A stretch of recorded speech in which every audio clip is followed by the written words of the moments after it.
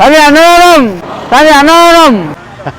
Tenkasi life ஃபாலோவர்ஸுக்கு இன்றைய தகவல் என்ன அப்படின்னு பார்த்தீங்கன்னா, போன வருஷமே நாங்கள் இந்த பதிவு பண்ணியிருக்கோம். மீண்டும் இந்த பதிவை கொடுக்குற காரணம் என்னன்னு கேட்டிங்கன்னா, கார்த்திகை மாதம் பிறந்தால் ஐயப்ப பக்தர்களுக்கு கொண்டாட்டம். எல்லாரும் மாலை போட்டு விரதம் இருந்து பக்தி பயணம் மேற்கொள்ளுதாங்க. தமிழ்நாட்டில் இருந்து கேரளாவுக்குள்ள இருக்கக்கூடிய அந்த கோயிலுக்கு நுழைவாயில்ல ஒண்ணுதான் செங்கோட்டை பகுதி. இந்த ஐயப்ப பக்தர்கள் போகும் வழியில இந்த பாதை முக்கிய பாதையா இருக்கு.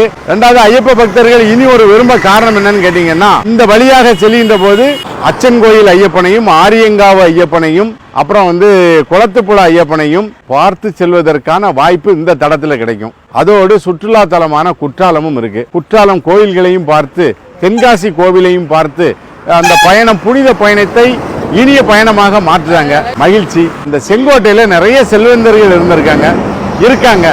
இந்த சிந்தனை செங்கோட்டைக்காரங்க யாருக்குமே வரல. சபரிமலை செல்லக்கூடிய பக்தர்கள் நம்ம ஊரை கடந்து போறாங்க, அவங்களுக்கு ஒரு அடிப்படை வசதி பண்ணலாமே அப்படின்னு மதுரையில் வாழக்கூடிய மரியாதைக்குரிய ஐயா, ஐயப்பனின் தீவிர பக்தர் பழனியப்பன் அவர்கள், அவர் ஒரு டிராவல் ஏஜென்சி வச்சிருக்காங்க, முருகன் டிராவல்ஸ் வச்சிருக்காங்க. அவருக்கு ஒரு எண்ணம் முதித்திருக்கு. இந்த இடத்துல ஒரு இடத்தை வாங்கி அங்க ஒரு அருமையான ஒரு குடிலை கட்டி இந்த ஐயப்ப பக்தர்களுக்கு எந்த கட்டணமும் இல்லாம கழிப்பிடம், குளியலிடம், உணவு, அதோட பாத்தீங்கன்னா அவங்களுக்கு சூடான சுக்கு காப்பி, ஆரோக்கியமான ஒரு உணவை கொடுக்குறாங்க. நான் திரு பழனியப்பன் அவர்களிடம் பேசினேன். எப்படியா இந்த எண்ணம் உங்களுக்கு உதித்தது என்ன? ஐயப்பன் கொடுத்த கருணை ஐயான்னு சொல்லிட்டாரு ஒரே வார்த்தையில. ஒரு பணம் யார்கிட்ட வேணாலும் இருக்கலாங்க.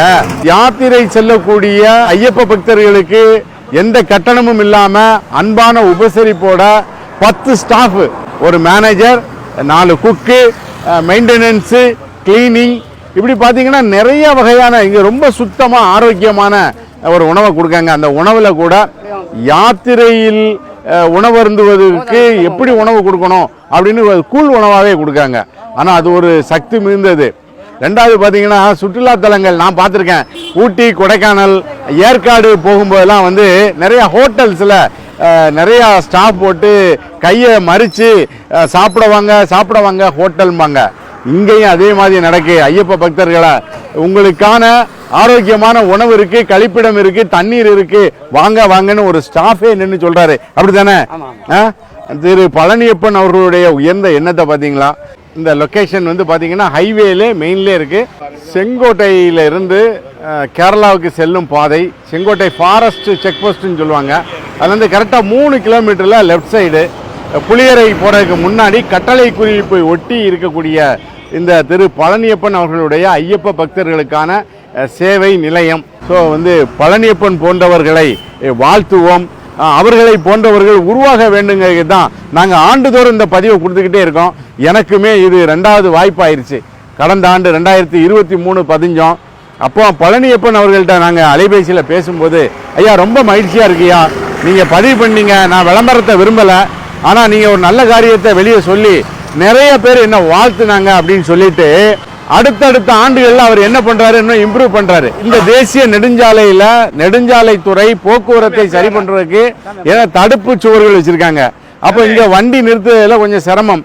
உடனே பக்கத்து இடத்த வாங்கி ஒரு பார்க்கிங் வசதியையும் பண்ணிட்டாரு திரு பழனியப்பன் அவர்கள்.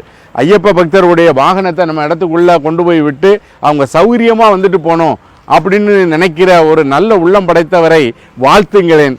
தென்காசி லைஃபுக்காக ஜஸ்டின் துரையுடன் செங்கோட்டை ஷேக் முஹைதீன்.